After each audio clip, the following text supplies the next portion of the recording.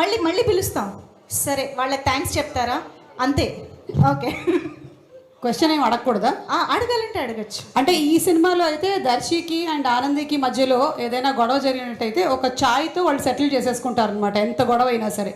అలా for suppose మీకు శోభిత గారికి ఏదైనా హలో అయితే ఏంటి ఛాయ్తో సెటిల్ అవుతుందా? కాఫీయా, కొబ్బరి నీళ్ళ, మజ్జిగ?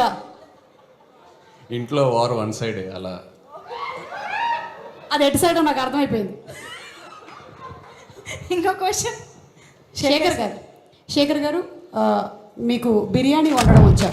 బిర్యానీ ప్రేమ అంటే బిర్యానీ అని ఒకటి ఉంది, మీకు తెలుసా? రమ్య చాలా బాగా వండుతుంది బిర్యానీ. రమ్య అంటే మా క్యారెక్టర్ ఆనంది. తింటారా? ఏం బిర్యానీ తింటారు? ఏ బిర్యానీ ఇష్టం మీకు? హైదరాబాద్లో ఉంటూ బిర్యానీ అంటే ఇష్టం లేని వాళ్ళు ఉండరు. ఎగ్ బిర్యానీ ఇష్టం. ఎగ్ బిర్యానీ. రమ్య రెడీ చేసుకో, సక్సెస్ పార్టీలో ఎగ్ బిర్యానీ పెట్టేద్దాం. Okay, thank you sir. Thank you so much Suma గారు. Thank you so much Naga Chaitanya గారు.